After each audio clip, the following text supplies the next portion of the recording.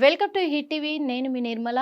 ఇప్పుడు మరి హైదరాబాద్లో కూడా చాలా హాట్ టాపిక్ నడుస్తుంది. ఏంటంటే కూడా ప్రవీణ్ పగడాల ఫాస్టర్ తన మరణం తన మరణం వెనుక ఏం జరిగింది అసలు? తను ప్రమాదవశాత్తు చనిపోయాడా, లేకపోతే నిజంగా హత్య చేయబడ్డాడా?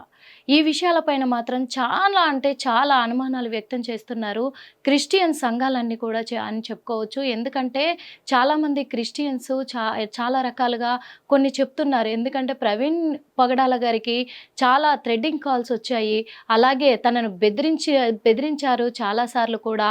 చంపేస్తామని చెప్పేసి కూడా అనడం జరిగింది. అంతేకాదు తను డిబేట్లలో మీడియా ముఖంగా డిబేట్లలో పాల్గొని క్రిస్టియన్ బైబిల్ గురించి గొప్పగా వాదిస్తున్నందుకు నువ్వు అది మానుకుంటేనే మంచిగుంటుంది, లేకపోతే నీ పెద్ద కూతుర్ని కూడా చంపేస్తాము, అదేవిధంగా నిన్ను కూడా చంపేస్తామని చెప్పేసి బ్లాక్మెయిల్ చేశారు తనని చెప్పేసి కూడా చాలామంది క్రిస్టియన్స్ ఈయన మరణం పైన మాత్రము స్పందిస్తూ ఉన్నారు. వాళ్ళ ఆవేదన కూడా వ్యక్తం చేస్తున్నారు. ఎందుకు, ఏ ఆధారాలతోటి అసలు నిజంగా తనను హత్య చేశారు అని చెప్తున్నారు వీళ్ళు? లేకపోతే వాళ్ళ దగ్గర ఏదైనా ప్రూఫ్స్ ఉన్నాయా? లేకపోతే ఎందుకో తనను బెదిరించింది ఎవరు? ప్రవీణ్ పగడాలని తనను బెదిరించింది ఎవరు? థ్రెడ్డింగ్ కాల్స్ ఎక్కడి నుంచి వచ్చాయి? ఇవన్నీ కూడా కొంతమంది ఫాస్టర్లు అయితే ఉన్నారు. మరి వాళ్ళని కూడా ఫోన్ లైన్లోకి తీసుకొని అసలు ఏం జరిగింది అనే విషయాలు మీకు క్లియర్గా వినిపించడానికి సిద్ధంగా ఉంది హిట్ టీవీ. అదేవిధంగా తను ఎవరో కాదు, Christian youth ఫాలోషిప్ founder and chairman Murthyraju గారు ఉన్నారు.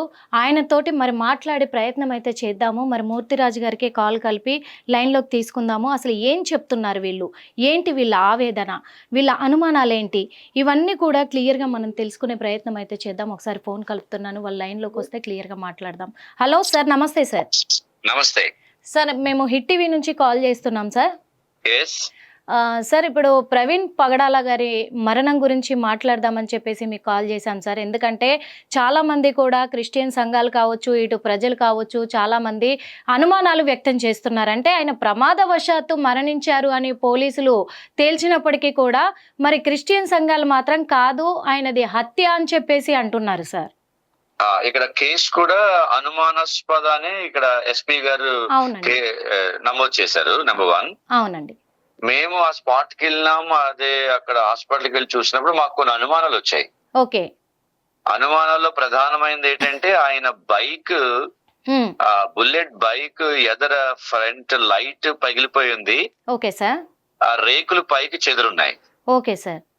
రెండవది ఆయన ఛాతి మీద అడుగుంది, అంటే ఫీట్ అడుగుంది.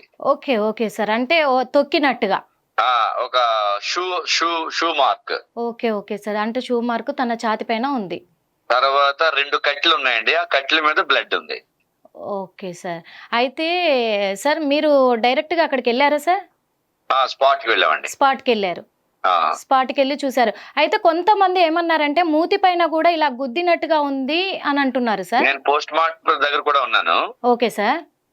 కొంతమంది లీడర్స్ ని అలౌ చేశారు సార్. అక్కడ మూతి పగిలినట్టుంది. Okay sir. లెఫ్ట్ హ్యాండ్ కూడా ఒక దెబ్బలాగుంది. ఓకే సార్, అంటే లెఫ్ట్ హ్యాండ్ కూడా దెబ్బలాగుంది. అవునండి.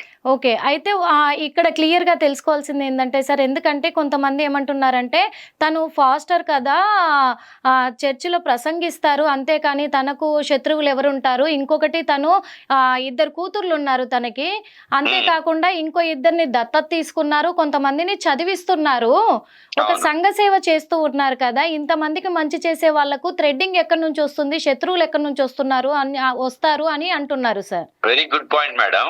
యాక్చువల్ గా 95% హిందువులు సార్ మాకు ఫ్రెండ్స్ ఏనండి. Okay sir. ప్రీచింగ్స్ అన్ని వాళ్ళు వింటారు. Okay sir. కానీ 100లో 5% మతోన్మాదులు ఉంటారు. Okay sir. ఈ 5% ఏం చేస్తారంటే 95 ని ఇన్ఫ్లుయెన్స్ మా వాళ్ళని ఇన్ఫ్లుయెన్స్ చేసుకుంటారు అంతే. Okay sir. ఈ ప్రవీణ్ పగడాల అన్న ఆయన చారిటీ మైండ్ అండి. అవును సార్. వాళ్ళిద్దరు బిడ్డలతో పాటు 8 మందిని వాళ్ళ పిల్లల్లాగే పెంచుకుంటున్నాడు. అవును అవును సార్. ఆయనకి 2 సాఫ్ట్వేర్ కంపెనీలు ఉన్నాయి. Okay sir. ఫ్యూన్ నుంచి బాస్ వరకు లంచ్ టైంలో అందరూ కలిసి భోజనం చేయాలి. Okay sir. అది సమాజానికి ఆయన నేర్పిస్తున్న ఎథిక్స్. అవును సార్. అలాంటి ప్రీచర్ మీద ఎందుకున్నాయంటే ఈయన బాగా చదువుకున్న వ్యక్తి మేడం. Okay sir.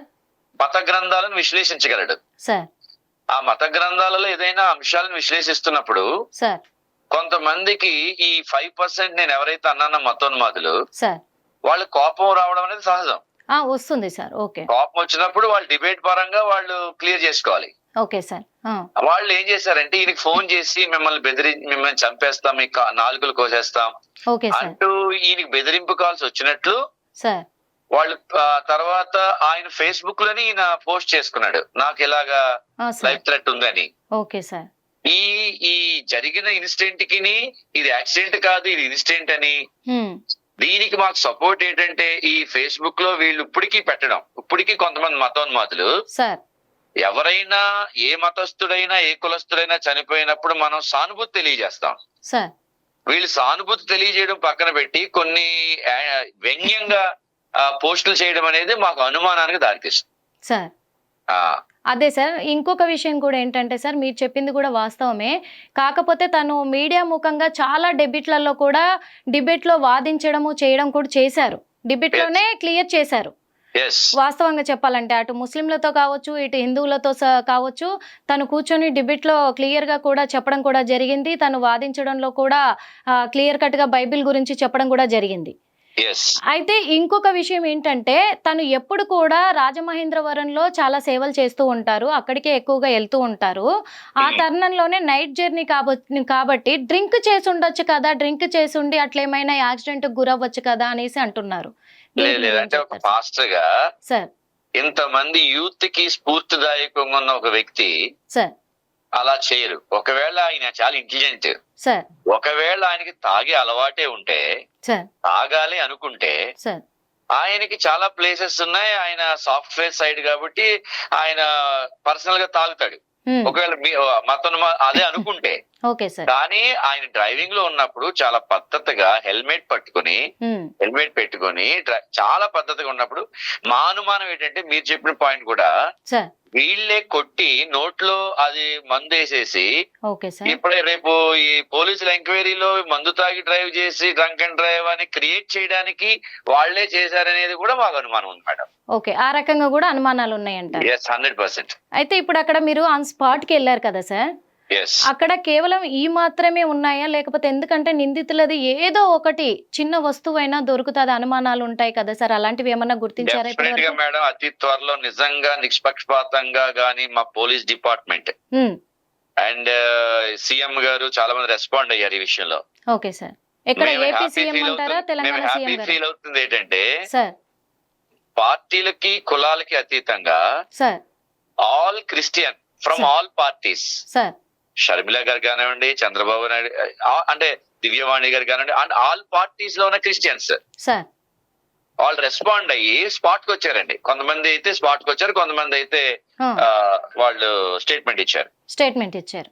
అదంటే క్రీస్తు రక్తంతా ఫ్యామిలీ, అంతే, పార్టీలు కులాలు రావండి.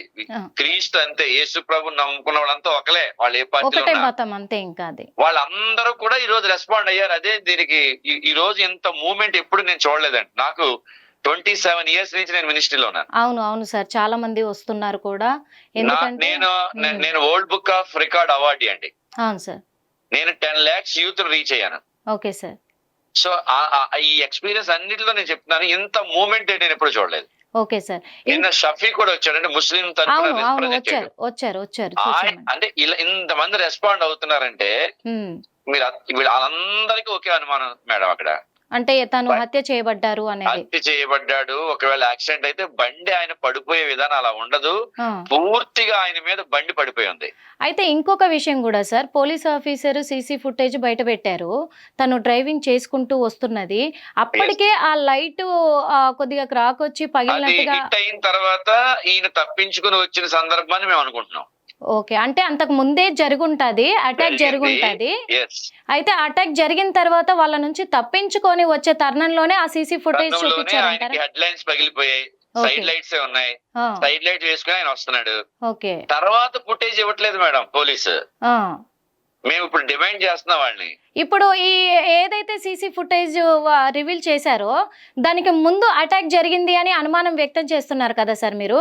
మరి అంతకు ముందు జరిగిన ఫుటేజ్ ఎందుకు పోలీసులు బయట పెట్టట్లేదని మీరు అడిగారండి? మేమే నిన్న మన తూర్పుగోదావరి జిల్లా ఎస్పీ గారిని అడిగాం.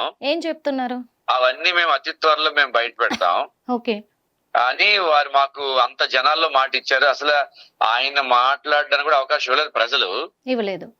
అయినా సరే కొన్ని మాటలు ఆయన మాట్లాడారు. మాకు ఆయన మాట్లాడిన తర్వాత మాకు కొద్దిగా కాన్ఫిడెన్స్ ఏర్పడింది మేడం.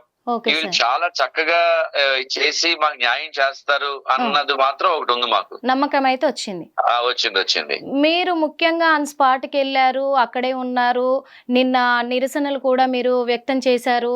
Yes. అంటే ఇప్పుడు ఏపీ ప్రభుత్వం కానీ, తెలంగాణ ప్రభుత్వ అధికారులు కానీ ఎవరైనా స్పందించారా సార్ దీనిపైన?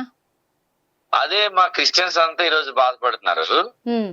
వాస్తవానికి అక్కడ స్థానిక ఎమ్మెల్యే గారు వచ్చారు మేడం. Okay sir. ఎస్పీ గారు వచ్చారు. అది ఎప్పుడంటే 24 గంటల తర్వాత మేడం. Okay sir. మేము అందరం ఇక్కడ ధర్నాలు అయిపోయి ఎవరు భోజనం చేయకుండా రోడ్ల మీద పడి కూర్చుంటే సార్. ఆ తర్వాత రెస్పాండ్ అయ్యారు. ఫస్ట్ లోకేష్ గారు రెస్పాండ్ అయ్యారు. హ్మ్. తర్వాత పార్టీ రిప్రజెంటేటివ్స్ కొంతమంది వచ్చారు మేడం. మహాసేన రాజేష్ లాంటి వాళ్ళు కొంతమంది వచ్చారు. Okay sir. ఈ పార్టీ పరంగా అంటే యాక్చువల్ గా చిన్న చిన్నవి జరిగిన ముఖ్యమంత్రి మాజీ ముఖ్యమంత్రులు వెంటనే వచ్చి హాస్పిటల్లో వాళ్ళు దర్శించే సాంప్రదాయం మనకు ఉంది. Okay sir. అవును. మఠాధిపతి చనిపోయిన పీఠాధిపతికైనా వెంటనే రెస్పాండ్ అయిపోతారు. మా పాస్టర్ కి ఎందుకు వీళ్ళు రెస్పాండ్ అవ్వలేదన్న ఆ వ్యూ మాత్రం ప్రజల్లో వచ్చేసింది మేడం. సార్ అదే. అందుకు మరి వాళ్ళు ఇంకా స్పందించట్లేదు. ఇంకొక విషయం ఏంటంటే ఫేస్‌బుక్‌లో కూడా మరి ప్రవీణ్ గారు నాకు థ్రెడ్ ఉంది అని చెప్పేసి తను పోస్ట్ చేయడం కూడా జరిగింది. మరి ఇదే తరుణంలో అప్పుడు తనకు బెదిరింపు కాల్స్ వస్తున్నప్పుడు కానీ, బెదిరిస్తున్నప్పుడు కానీ పోలీసుల్ని అప్రోచ్ అయ్యారని ఏమన్నా తెలుసా సార్ మీకు? అప్రోచ్ అయ్యారా అసలు వాళ్ళు? పోలీసులు అప్రోచ్ అయినట్టు నాకు తెలియదు కానీ ఈ మీరు చాలా ఇనిషియేటివ్ తీసుకుని చాలా మంచి పాయింట్లు అడుగుతున్నారు కాబట్టి సార్ చాలా మంది మతోన్మాదులు డైరెక్ట్ గా ఫేస్బుక్ లో వాళ్ళు పెడుతున్నారు మేడం. వాళ్ళు వీడియోస్ పెడుతున్నారు. మీ నాలికలు కోసేస్తాం, ఇక్కడ సిలువులు కూలగొట్టేస్తాం, చర్చిలు కూలగొట్టేస్తాం, పాస్టర్లు చంపేస్తాం, రాధా మనోహర్ దాస్ లాంటి వాళ్ళు చాలా బహిరంగంగా వచ్చి మాట్లాడుతున్నారు మేడం. అదే సార్. సుమోటోగా పోలీసులు చాలా ఈజీ మేడం ఇది చాలా ఇన్వెస్టిగేట్ చేయడం. ఫస్ట్ వాళ్ళందరినీ కంట్రోల్ తీసుకుంటే ఈ అన్నిటికి సమాప్తం అవుద్ది. నేను చెప్పేది ఒకటే మేడం, 95% హిందూస్ ని మోసం చేస్తున్నారు ఈ 5% మతోన్మాదులు. Okay sir. వీళ్ళు ఈ 90% కూడా వాళ్ళంతా తెలివైన వాళ్ళు. ఇప్పుడు తిరుపతి వెళ్తారు మేడం, తిరుపతి వెళ్ళి అందరూ కూడా ఆ మతంలో ఇంకా ఏదో శక్తి ఉందని వెతకడానికి వెళ్తారు. అంటే ఇప్పుడు మీరు ఈ మ్యాటర్ ఎత్తారు కాబట్టి అడుగుతున్నాను సార్, సందర్భం కాకపోయినా కానీ. అంటే చాలా మంది కూడా హిందువులు ఏమంటున్నారంటే ఈ విషయం పైన మీరు ఇప్పుడు అన్నారు చూసారా, మతోన్మాదులు రేకెత్తిస్తున్నారు అని చెప్పేసి. అయితే వీళ్ళు ఏమంటున్నారంటే హిందువులు కూడా చాలా మంది క్రిస్టియన్స్ ని ఇంటింటికి వెళ్ళి మా మతంలోకి డైవర్ట్ అవ్వండి అని చెప్పి బలవంతాన బైబిల్ గురించి చెప్పి మతంలోకి లాక్కొని మైండ్ డైవర్ట్ చేసి హిందువులు అనే వాళ్ళు లేకుండా చేస్తున్నారు అని చెప్పేసి వీళ్ళు అంటున్నారు సార్. అలాగే ఎవరైనా కంప్లైంట్ చేస్తే వాళ్ళ మీద యాక్షన్ తీసేసుకోవచ్చు మేడం. అలా చేయకూడదు సార్. యేసు ప్రభు సర్వలోకానికి వెళ్లి సర్వ సృష్టికి సువార్త ప్రకటించమన్నాడు సార్. అంటే మా దేవుని గొప్పతనం, మా దేవుడు మాకు ఇచ్చిన ప్రేమతత్వాన్ని ప్రతి వాళ్ళకి మేము చెప్తాం. ఎవరు వద్దన్నా సరే మేము సువార్త ప్రకటిస్తాం సార్. ఆ విషయంలో ఎవరు చంపేసినా హతసాక్ష్యం అవుతాం కానీ సువార్త ఆగదు. మరణాలు బట్టి చిన్న చిన్న మన సువార్త ఆగదు సార్. కానీ బలవంతంగా ఒక ఇంటికి వెళ్ళి నువ్వు మారు క్రిస్టియానిటీలోకి ఎవరన్నా అంటే ఆ బాధితుడు ఎవరన్నా వచ్చి పోలీసులకి చెప్తే సార్ ఈ పాస్టర్ వచ్చి పలానా వాడు నన్ను బలవంతంగా రమ్మన్నాడు అంటే వాడిని ఇమీడియట్లీ అరెస్ట్ చేయాలి madam. Okay sir. Yes madam. అదే సార్. ఇంకొక విషయం ఏంటంటే ఒక విషయం బయటకు వస్తుంది సార్, ప్రవీణ్ పగడాల గారి పెద్ద కూతుర్ని కూడా చంపేస్తామని బెదిరింపు కాల్స్ వచ్చాయి అంటున్నారు. మీరు వాళ్ళకి బెదిరింపు కాల్స్ వచ్చాయట మేడం. మీరు అక్కడ ఎక్కువ ఎక్స్ట్రాల్ చేయకండి, మీరు బాడీని మీ ఇంటికి తెప్పించేసుకోండి, లేకపోతే మీ ఫ్యామిలీని కూడా మేము అటాక్ ఇస్తాం అనేది బెదిరింపు కాల్స్ వచ్చాయంటున్నారు. ఇప్పుడు పోలీసులు వాళ్ళు ఆ బెదిరింపు కాల్స్ ఎవరు చేశారు ఎన్ని ఆ నెంబర్స్ తీసుకుని ఇన్వెస్టిగేషన్ చేయాలని మేము కోరుకుంటున్నాం మేడం. అదే సార్. ఎందుకంటే ఇప్పుడు ఉన్నది ఇద్దరు ఆడపిల్లలే కదా సార్, ఆడపిల్లలు తన భార్య ఉన్నారు. ఆడపిల్లలకు కూడా ఫోన్ చేసి బెదిరించాల్సినంత అంత దుర్మార్గానికి తెగబడే అంత శత్రువులు, అంత పెద్ద శత్రువులు ఎవరై ఉంటారు? మీకేమన్నా కొద్దిగా ఎవరి మీద అనుమానాలు ఉన్నాయా సార్? లేదు మేడం, మాకు ఓన్లీ 5% హిందువులు అని చెప్పుకుంటూ కులాల మధ్య మతాల మధ్య చుచ్చులు పెడుతూ మార్కెట్ లోకి వచ్చి వీధుల్లోకి వచ్చి 4-5 అంటేసుకుని వచ్చి తాగించేసి మీద పడేసి 5% మీదే మాత్రమే మాకు అనుమానం.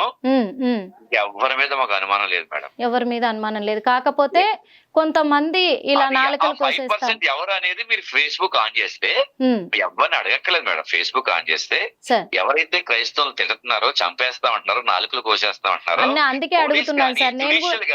నేను కూడా ఓపెన్ గా అడుగుతున్నాను సార్. నిన్న మాత్రము అక్కడ రాజమహేంద్రవరంలో నిరసన వ్యక్తం చేసిన ఆ తరుణంలో ఒక పాస్టర్ కూడా చెప్పడం జరిగింది, రాధా మనోహర్ దాస్ గారి హస్తం ఈ హత్య వెనకాల ఉండుంటదని మా అనుమానము అని చెప్పేసి కూడా చెప్పారు. అంటే రీసెంట్ గా 2-3 రోజుల క్రితం ముందే రాధా మనోహర్ దాస్ ఆ ప్రాంతానికి వచ్చి బహిరంగంగా రోడ్డు మీదకి వెళ్ళి సిలువు కొలగొట్టేయండి, అది కాటన్ దొర గారు ఉన్న కాలం నుంచి ఉంది మేడం ఆ సిలువు. అంటే కాటన్ దొర గారు కూడా పాస్టర్ గారే. పాస్టర్ గారే ఆ ఆనకట్ట వేయించాడు, లేకపోతే ఈ రోజు మాకు దిక్కు లేదండి ఈ ప్రాంతాల్లో.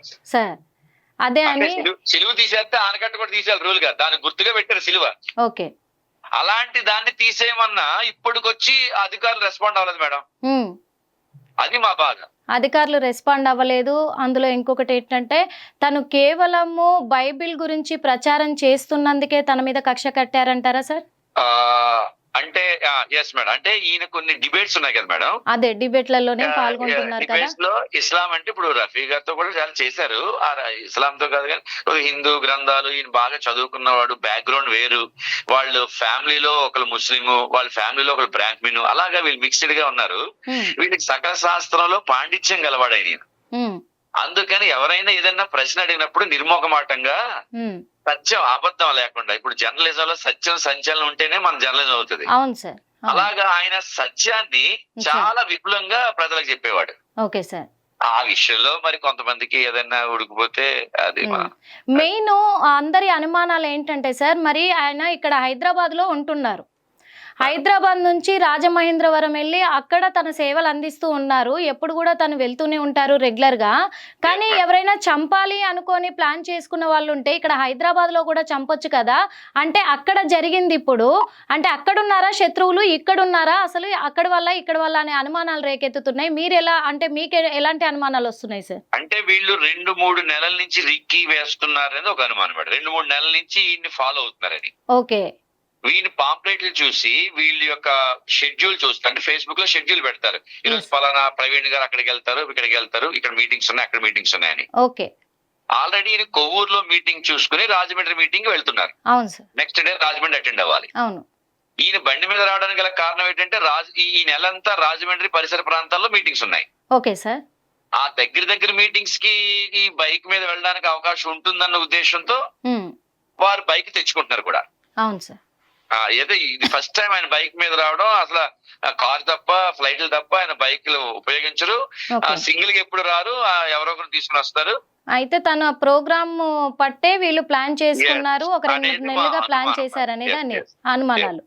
అయితే అది ఇక్కడ వల్ల అక్కడ వల్ల అనేది కలిసే ఉన్నారు. పోలీసుల మీద మాకు నమ్మకం ఉంది మేడం, అతి త్వరలో వాళ్ళు పట్టుకుంటారు. అదే సార్, ఇంకొకటి తను అంటే లాస్ట్ గా అడుగుతున్నాను సార్, తనకి ఎప్పుడైతే బెదిరింపు కాల్స్ వస్తున్నాయో, అలా బెదిరించారో అప్పుడు కూడా మరి తన ఫేస్బుక్ ద్వారా కూడా స్పందించడం జరిగింది, నాకు ఇలాంటి కాల్స్ వస్తున్నాయని. మరి ఎలాంటి రక్షణ కూడా ప్రభుత్వం కూడా స్పందించలేదు, రక్షణ కూడా కల్పించలేదు. అంటే ఇప్పటికి కూడా క్రిస్టియన్స్ కొంతమంది అంటున్నారు సార్, నిన్న కూడా ప్రెస్ క్లబ్ లో కూడా ప్రెస్ మీట్ పెట్టడం జరిగింది, మా మీద చిన్న చూపు చూపిస్తున్నారు, క్రిస్టియన్స్ అంటే చిన్న చూపు అయిపోయింది అని అంటున్నారు. దీనికి మీరేం చెప్తారు సార్? అదే మైనారిటీ కదా మేడం, మేము మైనారిటీ క్రిస్టియన్స్. అయితే ఎప్పుడైతే మెజారిటీ ఏ దేశం అయినా, ఏ ప్రాంతం అయినా మెజారిటీ కులం గాని, మెజారిటీ మతం గాని, ఈ మైనారిటీలు కలిసే ఉంటారు. కానీ ఎప్పుడైతే మెజారిటీగా ఉన్న ఎక్కువ ప్రజలు మైనారిటీ మీద దాడి చేస్తారో ఎవరో ఒకరు గళం విప్పుతారు మేడం. ఇప్పుడు మైనారిటీ పర్టికులర్ గా గళం విప్పరు, మాకు ఇది ఇలా జరుగుతుంది మాకు ఇప్పరు. ఎందుకంటే వాళ్ళు టోటల్ గా దేవుడి మీద బేస్ అయి ఉంటారు. ఎప్పుడైతే మెజారిటీ వాళ్ళు పేక నొక్కుదామని చూసారో మేము తప్పకుండా అరవాల్సి వస్తుంది. ఆ కేక మాత్రం ఈ రోజు మేము వేస్తున్నాం.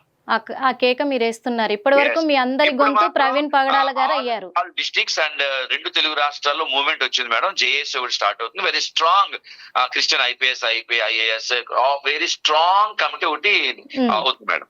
అదే సార్, ఎందుకంటే ఇన్ని రోజుల వరకేమో మీ అందరి తరఫున కూడా ప్రవీణ్ పగడాల గారు ఉన్నారు. ఇప్పుడు తను వెళ్ళిపోయినందుకు మళ్ళీ మీరందరూ కూడా ఇప్పుడు ముందుకు వచ్చేసారు. ఇప్పుడు ఎవ్రీ క్రిస్టియన్ ప్రవీణ్ పగడాల్లాగా యాక్ట్ చేస్తారు మేడం. ఇప్పుడైతే ఇంకా చూడబోతున్నారు. ఇంకా ఇప్పుడు తనది మరి దహన సంస్కారాలు కూడా మొదలైపోయినాయి, ఆల్మోస్ట్ అయిపోతున్నాయి కూడా. ఇప్పుడు నెక్స్ట్ మీరు ఎలా స్పందించబోతున్నారు సార్? మరి పెద్దలందరూ కూర్చుంటున్నారు మేడం, ఎల్లుండి సార్. అది కూర్చుని మాట్లాడిన తర్వాత మిగతా మేము ప్రెస్ కి ఇస్తాం madam. Thank you so much sir. Very kind of you. Thank you sir. చూసారు కదా మరి మూర్తి గారు ఏం వివరించారు అంటే, తనది అక్కడ ఆన్ స్పాట్కి వెళ్ళాం కాబట్టి, మేము అక్కడ అన్నీ చూసాం కాబట్టి, అక్కడ ఉన్న ఆధారాలను బట్టే మేము అనుమానించాల్సి వస్తుంది. కానీ దీనిపైన ఇప్పటి వరకు కూడా 2 తెలుగు రాష్ట్రాల ప్రభుత్వాలు మాత్రము స్పందించలేదు. అదే మాకు చాలా బాధాకరంగా ఉంది.